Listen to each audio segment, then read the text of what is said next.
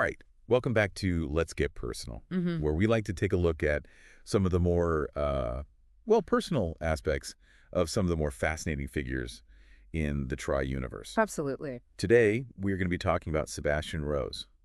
Oh, this is a good one. Yeah, so I'm excited to get into this. hmm So Sebastian Rose, he's a pretty important figure in the upcoming Concierges series, but he's also been around, he's a pretty established guy. Yeah, he's got his blog on the professionals. He's a concierge. He's working his way towards his golden bells. Golden Bells, yeah. For those who don't know, it's like the Michelin star Exactly. for concierge services. Yeah, he's a top tier guy, and that's what makes it so interesting to me is just the journey that he's been on. Okay, so speaking of his journey, our main source here is just this document called, about Sebastian Rose. Right. It's a little on the nose, Yeah. but hey, it gets the information across. Yeah, I mean, what stood out to me right away was just this transformation, right? Okay. The guy went from being involved in, well, let's just say less than legal activities Yeah. to then being a concierge in a 5-star London hotel. I mean, Talk about a change. it really is. It's night and day. So, one thing that we do know, and this is from this document, is that there is a certain Jean Boucher Right. who seems to have been a turning point in his life. It really does sound like she saw something in him, right? I Yeah. mean, that's got to be it, because it's not exactly clear what happened there, but it was a clear before and after. Yeah.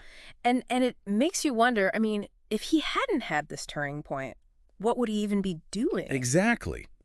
We do know from this document that he is kind of this master of disguise. A chameleon, they call him, right? Yeah, he can blend in Anywhere. anywhere, and I mean literally anywhere. Yeah, from high society galas Yeah. to the slums of London. It really is amazing, and it's clear that this is a skill that he's honed over a long period of time. Well, and it goes back to his past too, right? I mean, this is a guy who's been a military cadet.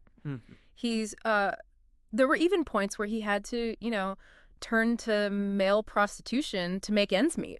Right. Like, I mean, talk about a range of experiences. It's pretty incredible how he's managed to incorporate all of these things into this one persona. Right, and now he's using it to connect with his clients. So it's like every one of these sort of terrible things that happened to him, he turned into a tool. Exactly. It's incredible. So, but the thing that I find so interesting about this is that, even with all this, this ability to craft this persona, he's still deeply insecure, Right. It's fact. which you don't really expect. No, you really don't. You'd think that someone who's so good at creating these facades Right. would be completely confident in themselves, but But clearly he's not. yeah, And it's something that I think really adds a lot of depth to his character. it does. And I think it's going to be something that plays out really interestingly in the Concierges series. Oh, for sure.